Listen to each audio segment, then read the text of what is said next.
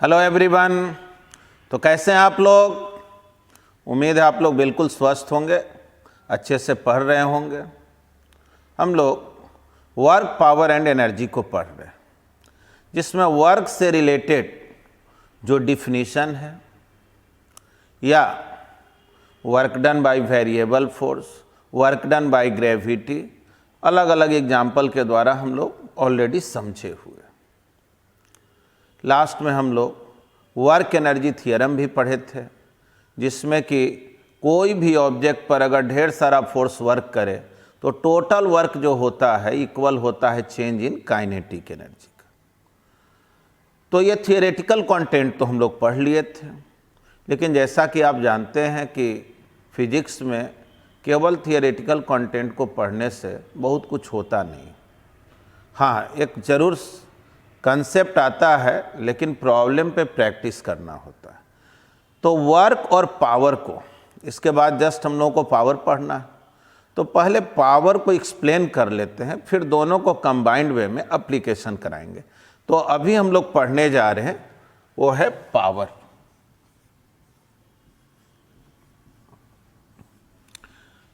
Power जो है वो वर्क से ही एसोसिएटेड है। वर्क करने का जो रेट है, कोई पर्टिकुलर फोर्स एफ है, किसी ऑब्जेक्ट को डिस्प्लेस किया तो उस फोर्स के द्वारा जो वर्क हुआ उसका जो रेट है टाइम रेट, यानी कि आप बोल सकते हैं the rate of doing work is defined as power. ठीक, अब कोई फोर्स एफ है, वो स्मॉल डिस्प्लेसमेंट ds के लिए वर्क किया एफ डॉट ds। तो मान लो if an object is acted upon by a force F for displacement ds, very small displacement के लिए अगर हम लोग वर्क देखें तो आप जैसा कि जानते हैं वर्क क्या होगा, एफ डॉट डी एस। चाहो तो यहां भी वेक्टर फॉर्म में लिख लो, एफ डॉट डी एस। ये तो हुआ work done by this force F. अब ये पूछा जाए power delivered by the force F, ये फोर्स एफ जो है कितना पावर डिलीवर्ड किया, तो डिफिनीशन है rate of work D W by D T. मान लो small time D T time में ये वर्क किया डी डब्ल्यू, ठीक ना। If an object is acted upon by a force F for displacement D S, यहां लिख दे रहे हैं इन टाइम डी टी। ठीक, तो पावर हो गया D W by D T. D W तो हो गया F dot D S by D T, यानी देखो तो पावर क्या आ गया जी, F dot D S by D T. और D S by D T तो वेलोसिटी होता है ना, यानी पावर क्या हो गया, फोर्स और वेलोसिटी का डॉट प्रोडक्ट।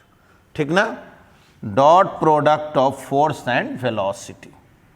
चलिए, एक बात तो ये भी समझ गए कि पावर जो है स्केलर क्वांटिटी होगा, डॉट प्रोडक्ट है तो स्केलर ही ना होगा। अरे वर्क ही स्केलर होता है तो वर्क का रेट तो स्केलर होगा।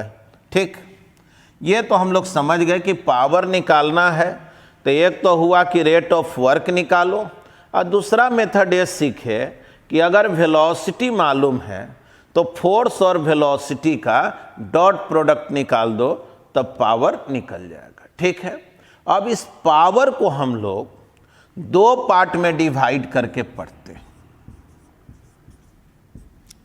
ठीक ना, दो पार्ट में डिवाइड करके पढ़ेंगे। एक बोलते हैं इंस्टैन्टेनियस पावर,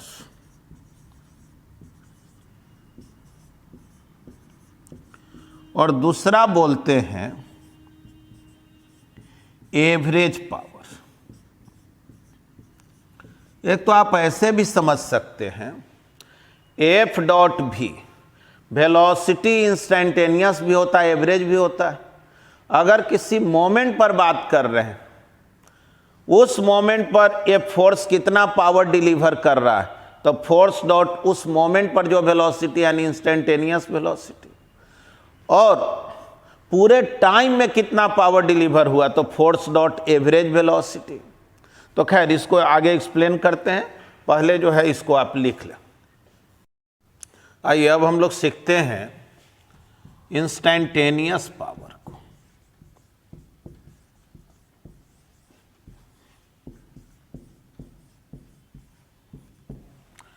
एक तो आप बोल ही सकते हैं कि डॉट प्रोडक्ट ऑफ, ठीक ना, it is defined as the dot product of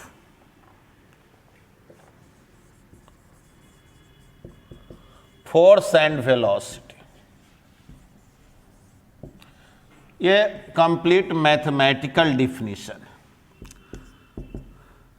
F dot velocity अगर इंस्टैन्टेनियस लेंगे तो पावर भी इंस्टैन्टेनियस निकलेगा। लेकिन आइए इसका थोड़ा प्रैक्टिकल मीनिंग समझते हैं।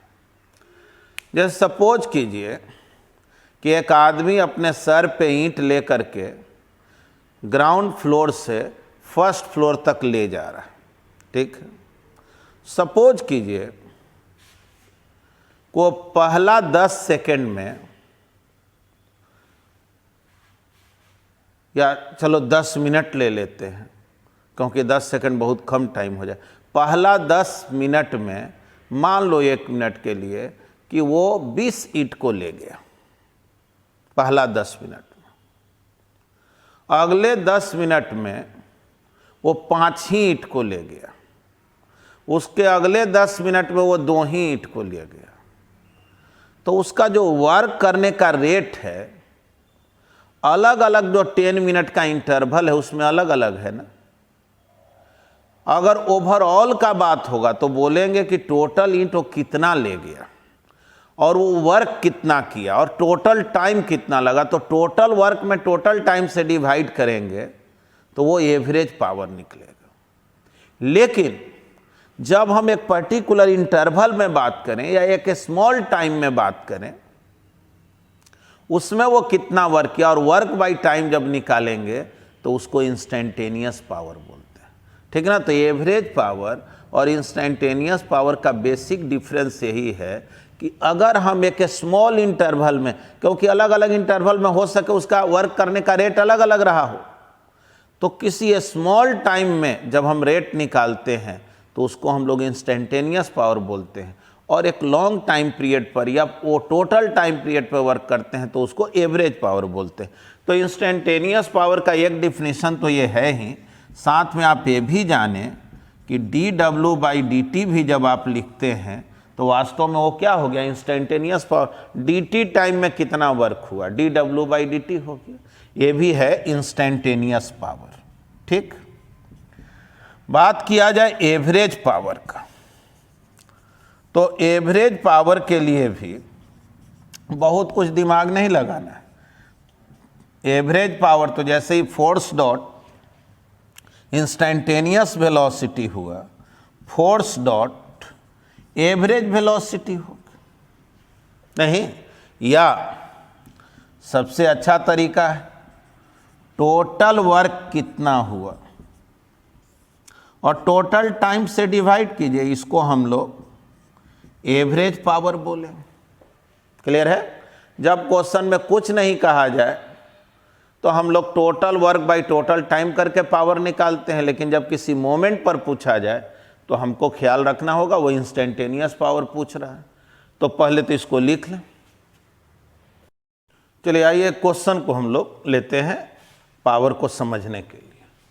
क्वेश्चन में कह रहा है ball of mass m is projected with velocity u at an angle theta from horizontal. ठीक ना, देखो जी, कहा जा रहा है क्वेश्चन में कि एक बॉल को u वेलोसिटी से थीटा एंगल पे प्रोजेक्ट किया गया।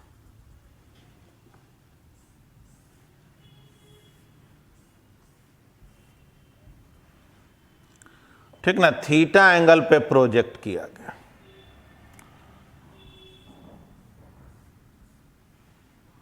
पूछा जा रहा आपसे कि बॉल जब मैक्सिमम हाइट पर होगा, पहला क्वेश्चन है, तो इंस्टेंटेनियस पावर बतलाओ। एवरेज पावर टोटल टाइम के बाद बतलाना और इंस्टेंटेनियस पावर किसी मोमेंट t पर बताना है। ठीक है, देखो पावर है तो जाहिर है फोर्स से रिलेटेड है। आखिर किस फोर्स का आप पावर पूछ रहे हैं, क्योंकि पावर तो फोर्स के द्वारा डिलीवर होता है। तो देखिए हम लोग प्रोजेक्टाइल मोशन में ये मान करके चलते हैं कि फोर्स उस पर केवल mg लग रहा है, एयर वगैरह ये सब कोई फोर्स नहीं लगा रहा है, यानी एयर ड्रैग फोर्स जो है, एयर रेजिस्टेंस फोर्स, ये सब को हम लोगों को निगलेक्ट करके चलना है, केवल mg फोर्स लग रहा है। जब सिंगल ही फोर्स लग रहा है तो इंस्टेंटेनियस पावर पूछ दिया तो आप समझ लीजिए कि वो ग्रेविटी के कारण पूछ रहा है, mg के कारण पूछ रहा है। ठीक, अब थोड़ा समझिए, बॉल जब मैक्सिमम हाइट पर होता है तो आप जानते हैं उसका वेलोसिटी किधर होगा, हॉरिजेंटल डायरेक्शन में होता है, क्योंकि वर्टिकल डायरेक्शन वाला वेलोसिटी तो जीरो हो जाता है। ऐसे भी आप जानते हैं कि जब बॉल कर्व पाथ को फॉलो करता है तो वेलोसिटी अलोंग द टेंजेंट होता है, टेंजेंट भी यहाँ ड्रॉ करेंगे तो इधर ही होगा। और इस मोमेंट पर अगर हम लोग mg को देखें तो जाहिर है mg डाउनवर्ड में, फोर्स डाउनवर्ड में है, वेलोसिटी इधर है, बीच का एंगल 90। तो क्वेश्चन का जो फर्स्ट पार्ट कि इंस्टेंटेनियस पावर मैक्सिमम हाइट पर, तो mg डॉट v निकालेंगे तो जाहिर है डॉट प्रोडक्ट ब्रेक करेंगे, mod mg mod v cos 90, और cos 90 क्या हो गया, जीरो।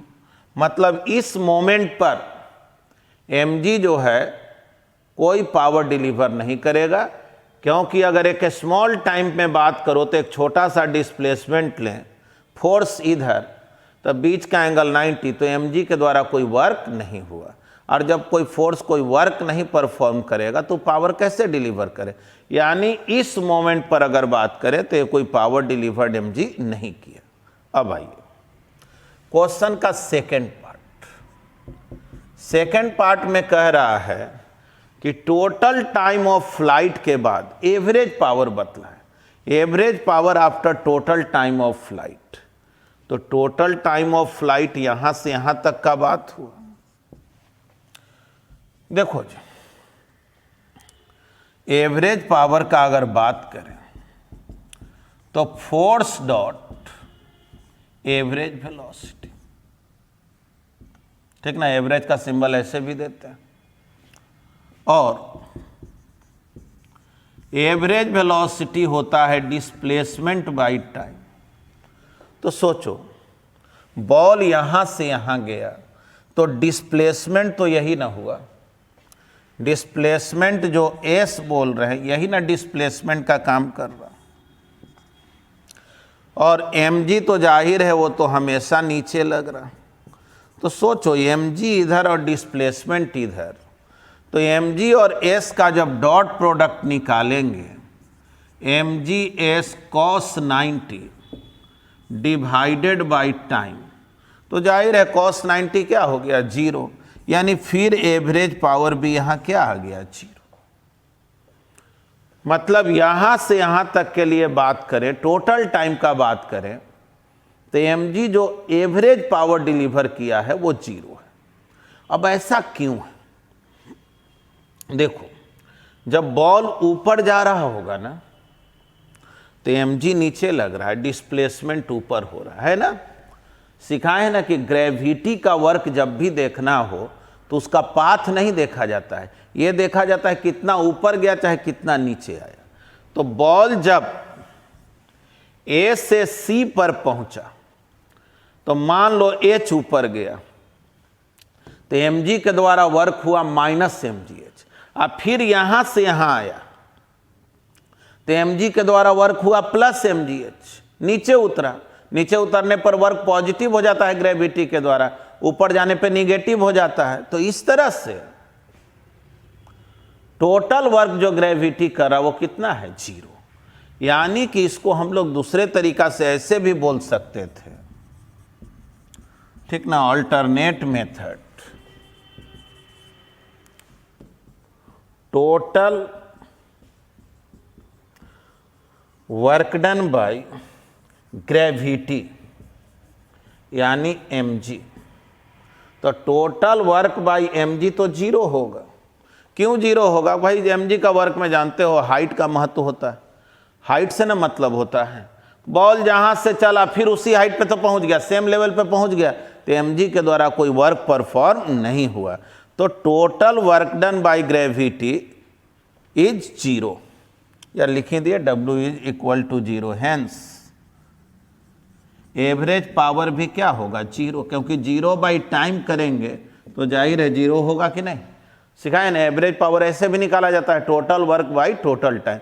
यानी mg जो है यहां से यहां तक निगेटिव में वर्क किया और यहां से यहां पॉजिटिव में वर्क, जितना निगेटिव किया उतना ही पॉजिटिव किया, तो टोटल वर्क क्या हो गया, 0।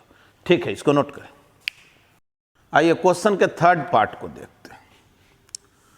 थर्ड पार्ट में कह रहा है कि किसी मोमेंट पर, मतलब t टाइम पर इंस्टेंटेनियस पावर बतला।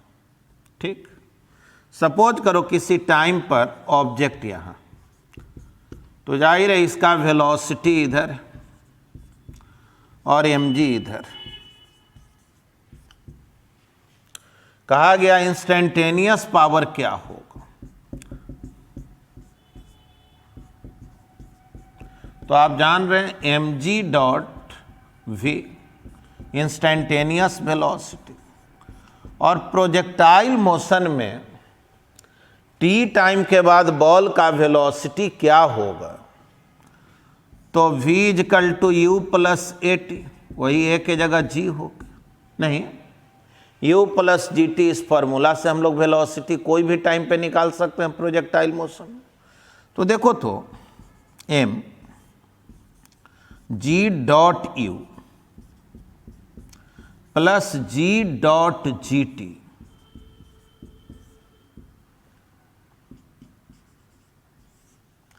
g डॉट u करें तो इसको क्या लिखेंगे, जी यू कॉस, g और u के बीच का एंगल,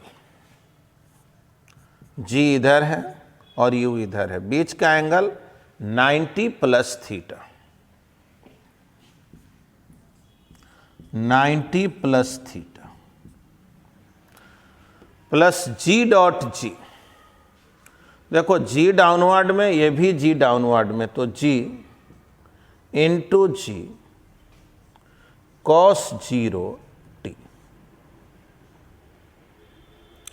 तो पावर इंस्टेंटेनियस क्या होगा, कॉस 90 प्लस थीटा जो है वो साइन थीटा होता, और ये तो जान ही रहे जी इंटू जी, जी स्क्वायर हो गया इंटू टी कॉस 0 1 हो गया, बस यही आंसर है ना। तो इस एग्जाम्पल में हम लोग सीखे कि इंस्टेंटेनियस पावर पूछा जाए अलग से और एवरेज पावर पूछा जाए तो कैसे काम करेंगे। जनरली क्वेश्चन में इंस्टेंटेनियस एवरेज न कह के सीधे पावर बोलता है, तो जब पावर बोलेगा तो क्वेश्चन के अकॉर्डिंग हम लोग डिसीजन लेंगे, और जनरली हम लोग वर्क बाय टाइम यानी total work by total time को यूज करते हैं और उसके आधार पे पावर को निकालते हैं। आगे एग्जाम्पल देखते हैं, पहले इसको नोट करें। अब देखिए एक एग्जाम्पल लेते हैं। सपोज कीजिए कोई ब्लॉक है m मास का जो जमीन पे रखा हुआ, आप क्या किए, उसको उठाए जमीन से और h हाइट पर ले जाके रख दिए। ठीक, चलो क्वेश्चन लिख लेते हैं। ये block of mass m is lifted up by a man up to height h, ठीक, in time t, चलो t टाइम में h हाइट ऊपर लेकर के गया, कहा जा रहा find work done by man and power delivered by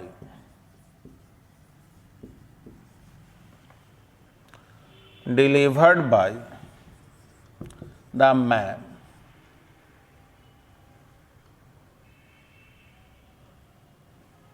if final velocity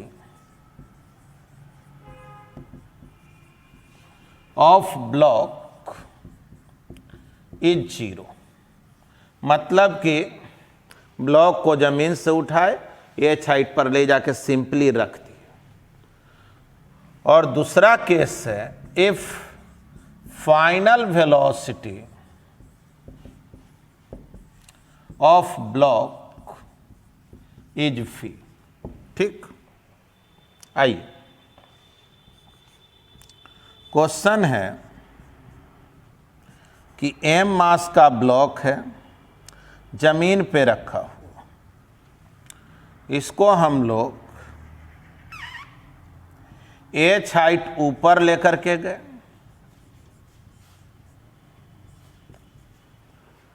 और यहां ले जाकर के रख दिए। मान लो जमीन से उठाए टेबल पे रख दिए, अलमीरा के ऊपर में रख दिए, मतलब कि इनिशियल वेलोसिटी भी 0 है, फाइनल भी 0। पूछा जा रहा है कि मैन के द्वारा वर्क क्या हुआ और मैन कितना पावर जो है डिलीवर्ड किया, ठीक। तो देखो जी, पावर हो या वर्क हो, रिलेटेड तो फोर्स है, यानी मैन जो फोर्स अप्लाई किया वो फोर्स कितना वर्क किया ये पूछ रहा है। अब कुछ लोग कहते हैं ऐसे, ब्लॉक यहाँ से यहाँ गया, नीचे mg ऊपर h माइनस mgh वर्क हो गया।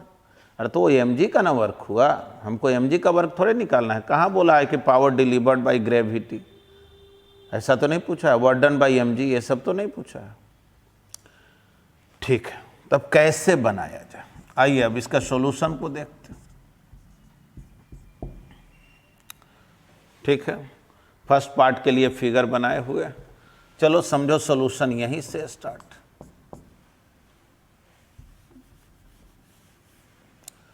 यहां से यहां तक ले जाने में मैन के द्वारा वर्क क्या हुआ। अच्छा एक बात बतलाओ, इस ब्लॉक पे वर्क कर रहा है कौन कौन? एक तो नीचे mg लग रहा और दूसरा आदमी लगा रहा, आदमी उसको ऊपर लेकर के जा रहा है ना, यानी दो फोर्स लग रहा, एक mg के द्वारा एक मैन के द्वारा। मैन वो फोर्स नॉर्मल रिएक्शन के रूप में लगाए, चाहे जैसे भी, मैन का वो फोर्स हो गया। तो बोलेंगे कि फ्रॉम वर्क एनर्जी थियरम, हम लोग पिछले क्लास में वर्क एनर्जी थियरम को पढ़े थे कि कोई भी ऑब्जेक्ट पर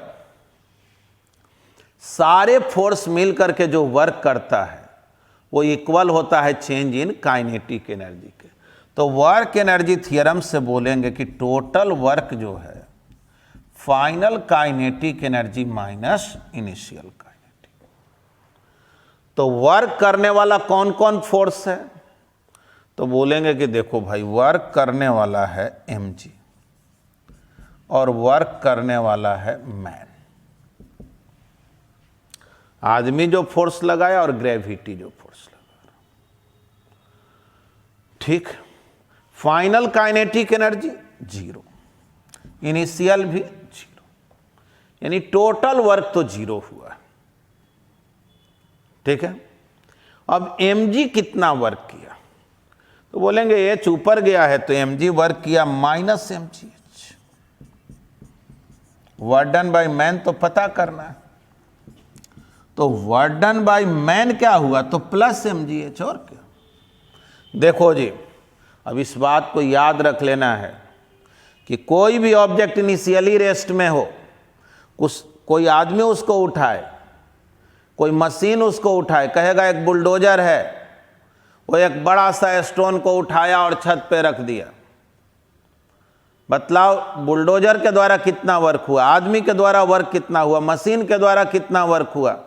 बोलेंगे देखो जी अगर फाइनल वेलोसिटी 0 है तब तो वर्क डन बाय मैन क्या हो गया, mgh, work done by machine हो गया mgh, ठीक है ना। अब देखो पावर डिलीवर्ड अगर पूछा जाए,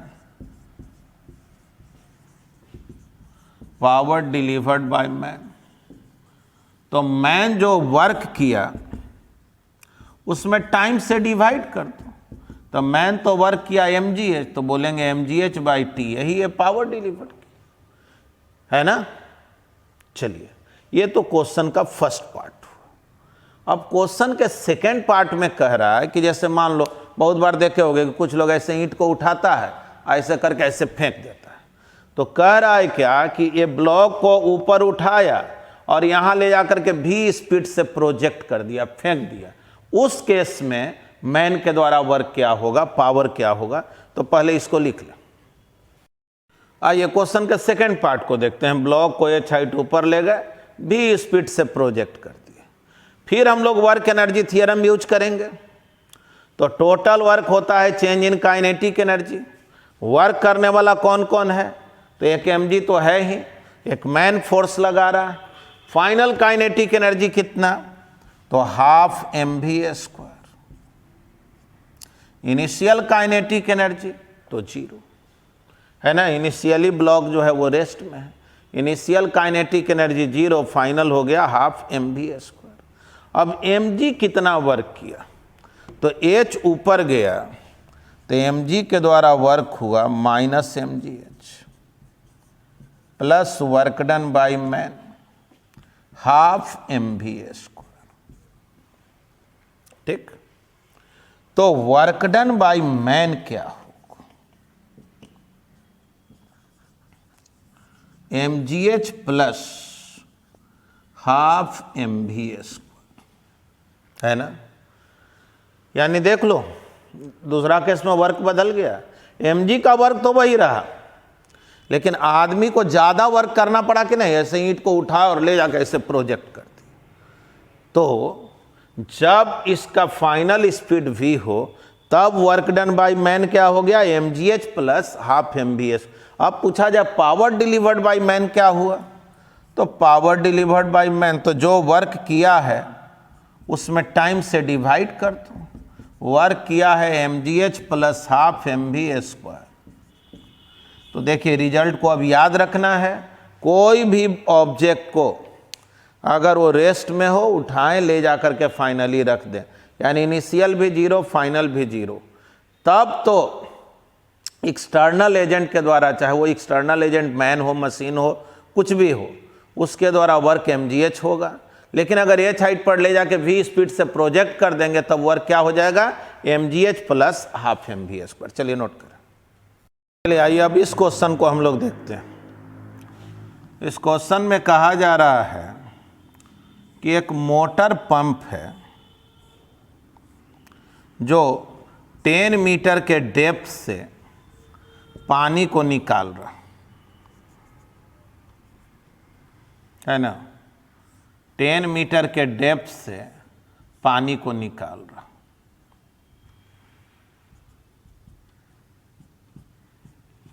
सपोज कीजिए यही है पोजीशन इसका। जाहिर है पानी ग्राउंड के इनसाइड है, इनिशियल तो वाटर का वेलोसिटी 0 है ही, और क्वेश्चन में कह रहा है क्या कि ये पानी जो इससे बाहर भी निकल रहा है उसका निग्लिजिबल स्पीड, ठीक ना। ये water pump lifts water a level 10 metre below the ground.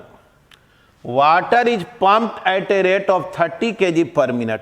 यहां से जो पानी निकल रहा है 30 kg पर मिनट, ठीक ना। 1 मिनट में 30 kg वाटर यहां से निकल रहा, लेकिन निग्लिजिबल स्पीड से निकल रहा।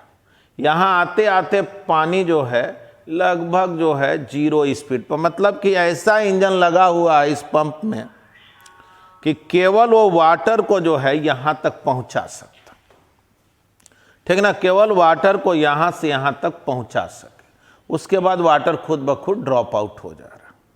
ठीक, तो कह रहा ये बतलाओ कि ये इंजन का पावर कितना। देखो ये कुछ भी अलग नहीं है, पिछला ही क्वेश्चन है। जैसे पिछला क्वेश्चन में ब्लॉक को उठाए एक साइड पे रख दिए, यहां समझो कि 1 मिनट में 30 kg वाटर को 10 मीटर के डेप्थ से लाया, यहां ला के रख दिया। यानी कि अगर हम लोग देखें work done bye pump in 1 minute, 1 minute में अगर वर्क इसके द्वारा देखें तो जाहिर है इनिशियल वेलोसिटी भी 0, फाइनल भी 0, तो mgh, m कितना हो गया 30, g हो गया 10, IH भी 10, यानी कितना वर्क हो गया जी 3000 जूल। कितने टाइम में? 1 मिनट में। टाइम है 1 मिनट यानी 60 सेकेंड। पावर कितना होगा?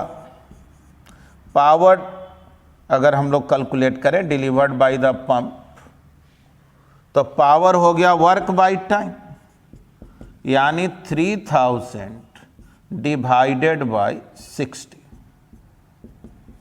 देखो जी कितना आ गया, 50 वाट आ गया पावर, है ना। पावर हो गया 50 वाट। कह रहा नहीं हॉर्स पावर बतलाओ, तो कोई बात नहीं, पावर इन HP अगर HP में निकालें तो 50 में डिवाइड कर दो 746, कारण कि 1 हॉर्स पावर जो होता है वो 746 वाट होता है। 1 HP 746 वाट, ठीक है। तो इतना HP हो गया। अगर HP में बोलना है तो ये बोलेंगे। इसी को सॉल्व करने पर approximately 6.6 into 10 to the power -2 HP इतना आता है। समझ गए? चलिए लिखे इसको।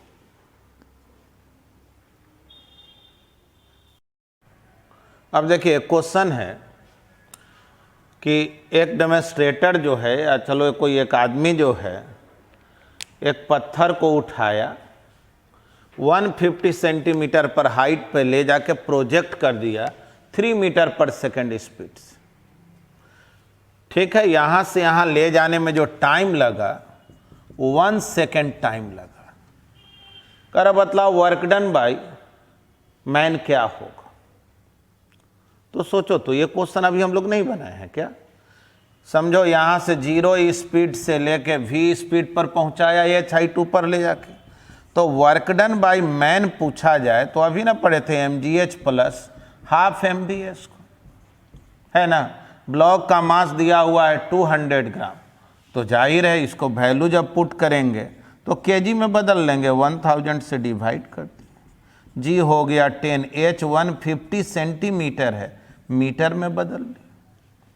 Half m 200 gram divided by 1000 कर लिए, केजी हो गया। अब भी है 3s, है ना। अब इसको सॉल्व कर लीजिए, आंसर हो गया, है ना आसान। और देखो सॉल्व करने में भी थोड़ा ना दिमाग लगाना है।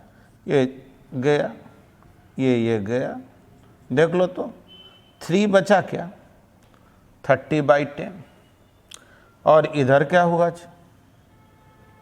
2 ठो 0 गायब, 2 गायब, कितना आ गया 9/10, यही ना बचा। तो 9/10 यानी 0.9, यानी 3.9 जूल, यही वर्क हुआ। चलिए इसको लिख लो। हाँ, अब इसी में अगर पूछेगा कि पावर कितना डिलीवर्ड हुआ, तो वर्क निकल गया है, टाइम से डिवाइड कर देंगे। टाइम तो 1 सेकेंड है, तो जाहिर है 1 से डिवाइड करेंगे यही आ जाएगा पावर भी, यही जूल पर सेकंड वाट में आ जाएगा। पूछा जाए पावर एचपी में क्या होगा तो क्या करेंगे, 746 से डिवाइड कर दें, है ना।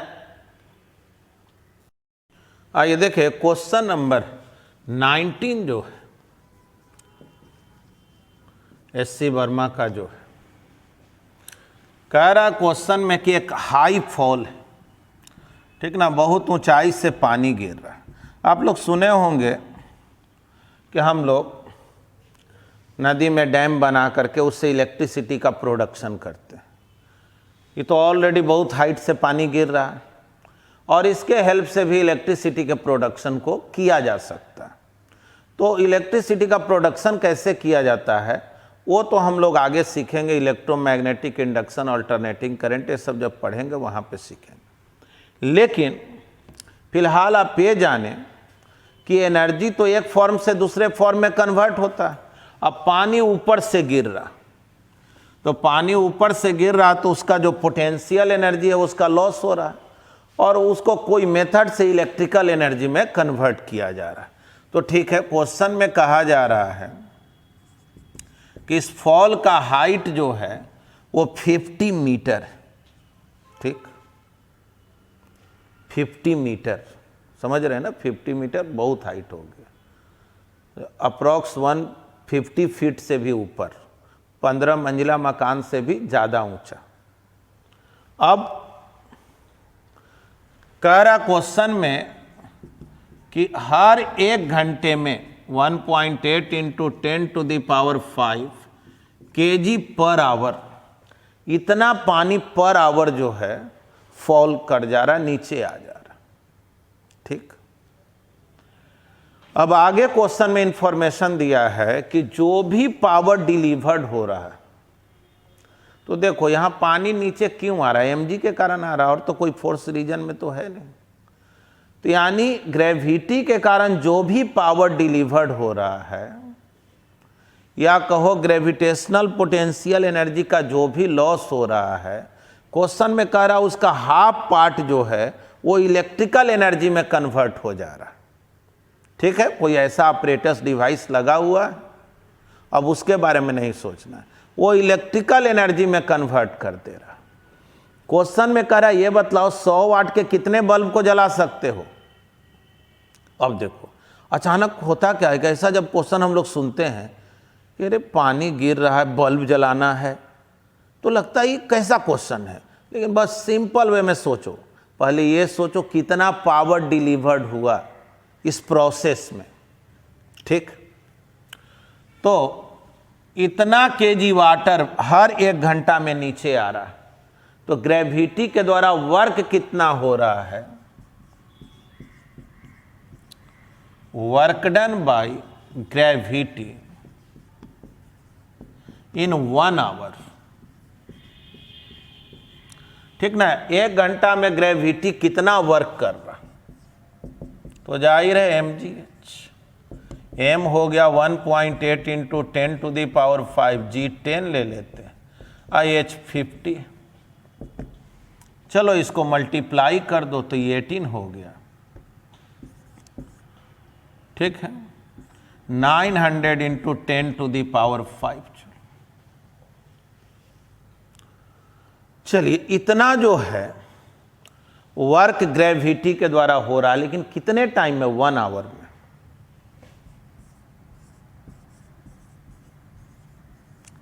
तो power delivered by the gravity,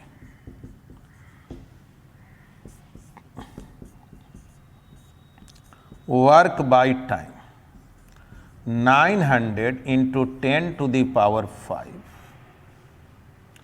time 1 hour, 1 hour का मतलब कितना सेकेंड, 3600 सेकेंड, या 60 इंटू 60 कर लो।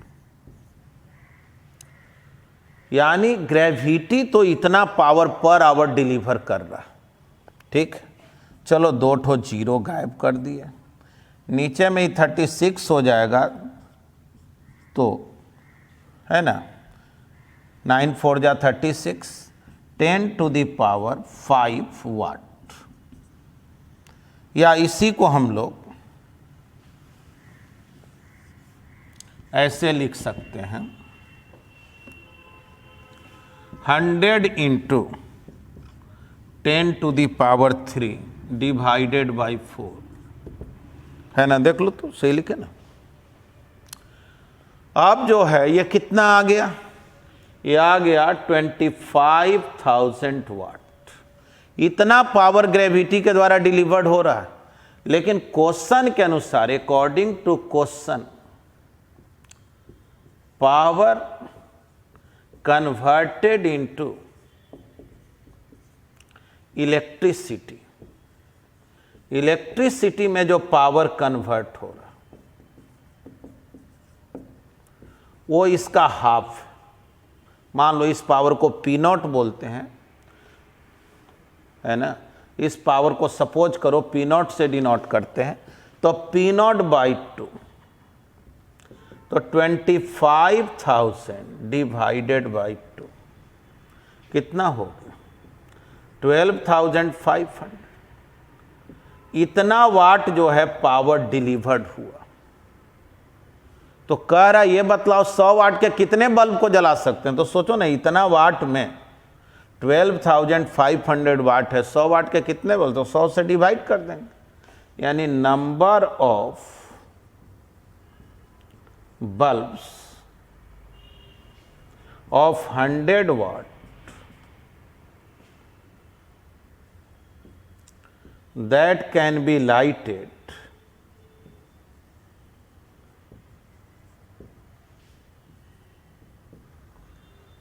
तो 12,500 डिवाइडेड बाई 100, यानी 125 बल्ब्स को जो है जलाया जा सकता है ना? चलिए नोट कर। आइए हम लोग कुछ और एग्जाम्पल लेते हैं। एस.सी. वर्मा चैप्टर 8 में है प्रॉब्लम नंबर 22। देखो इस 22 प्रॉब्लम में क्या कह रहा है, मेरे पास है क्वेश्चन। चलो कह रहा क्वेश्चन में कि 200 मीटर का जो है स्विमिंग कंपटीशन हो रहा है, सियोल ओलंपिक 1988 का इंफॉर्मेशन लिखा हुआ। चलो एक स्विमर है, अब फिगर डिजाइन तुम लोग बनाना, है ना? सपोज करो एक स्विमर तैरते हुए 200 मीटर के डिस्टेंस को कवर करती है, और क्वेश्चन में ये दे दिया है कि 200 मीटर डिस्टेंस कवर करने में वो जो टाइम लेती है 1 मिनट यानी 60 सेकेंड प्लस 57.56 सेकेंड, ठीक, यानी कि 117.56 सेकेंड। इतना टाइम में जो है ये 200 मीटर तैर करके चली जाती है, ठीक। क्वेश्चन में ये भी इंफॉर्मेशन है कि वेरी शॉर्ट टाइम में, वेरी स्मॉल टाइम में वो अपने इस स्पीड को गेन करती है और उसी स्पीड को मेंटेन रखे रह जाती है, यानी कि ये आपको मान के चलना है उसका स्पीड जो है वो यूनिफॉर्म है ना, स्पीड जो है वो uniform, all time speed constant है, ये आपको मान करके चलना, ठीक। क्वेश्चन में कह देगा ना कि वेरी शॉर्ट टाइम में अपने मैक्सिमम स्पीड को गेन कर लेती है और फिर उसी स्पीड से तैरते हुए जा रही है, तो आपको ये समझ लेना है उसके स्पीड को मुझे यूनिफॉर्म मान के चलना है, ठीक। चलिए यहां तक तो हम लोग समझे। अब क्वेश्चन में जो और इंफॉर्मेशन है, चलिए थोड़ा बुक को ही हम हाथ में ले लेते हैं। क्वेश्चन में जो और इंफॉर्मेशन है वो ये कह रहा है कि मान लीजिए उसको अपने स्पीड को मेंटेन करने में जो पावर एग्जर्ट करना पड़ रहा है वो 460 वाट, तब ये बतलाओ वाटर के कारण इस पर रेजिस्टेंस फोर्स कितना लग रहा है। ठीक है, चलिए ध्यान से समझिएगा, पर बहुत अच्छा क्वेश्चन। पहले आप ऐसे सोचिए, आप जैसे मान लीजिए 1 मिनट के लिए दौड़ते हुए गए, कोई स्विमिंग पूल में कूद गए।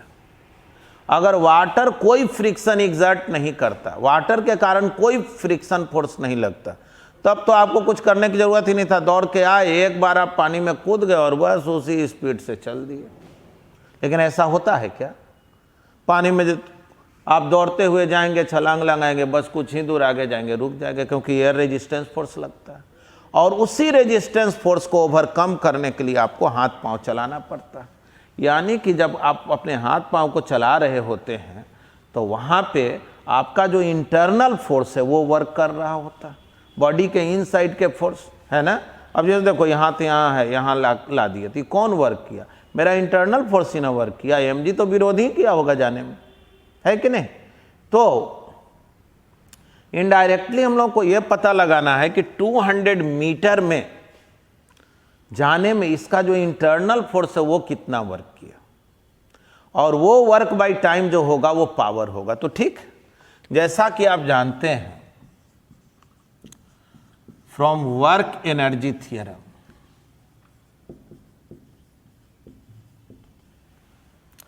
Total work is equal to final kinetic energy minus initial. इतना तो जान रहे हैं, पानी के कारण रेजिस्टेंस फोर्स लग रहा होगा, ठीक ना। Fr जो है वो है resistance force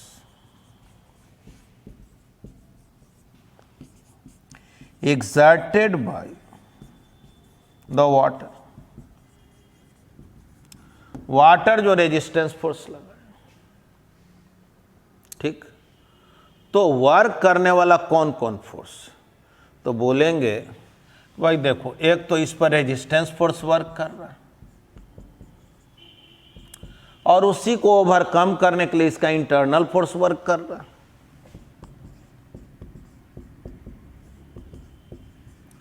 final kinetic energy half mv², initial भी हाफ mv²। ये अपने स्पीड को मेंटेन रखे हुए कांस्टेंट स्पीड से जा रही है ना।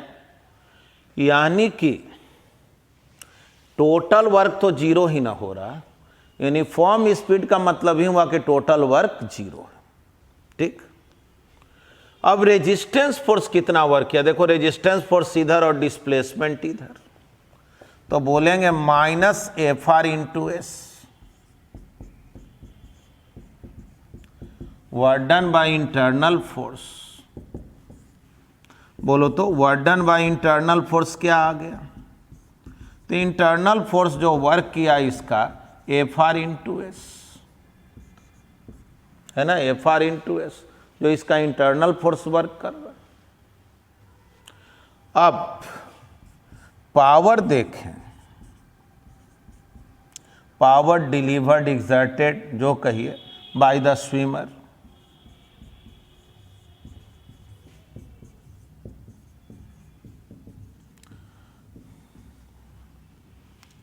तो पावर होता है वर्क बाय टाइम। तो जो इसका इंटरनल फोर्स है वो जो वर्क किया उसी के अकॉर्डिंग पावर डिलीवर्ड हुआ होगा इसके द्वारा, है ना। तो कितना आ गया जी? Fr into S divided by time. अब क्वेश्चन में पावर दे दिया, पावर कितना दे दिया है? 460 वाट।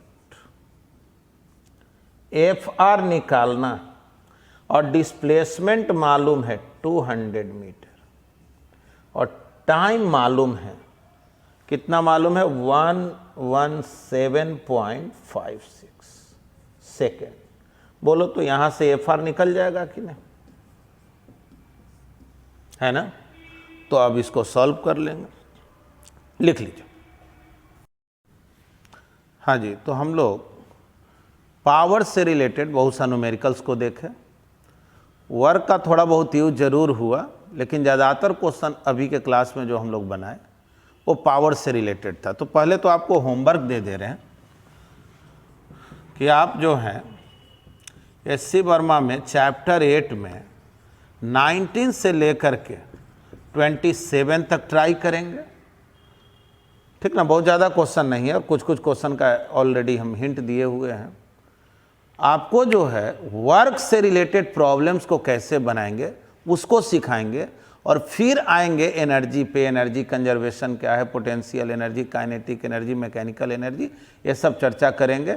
लेकिन सबसे पहले वर्क का जो थियोरेटिकल कॉन्सेप्ट दिए थे उस पर बेस्ड प्रॉब्लम को कैसे बनाएंगे वो बनाना जरूर सीखना है, ठीक है। तो आज इतना ही, थैंक यू, धन्यवाद।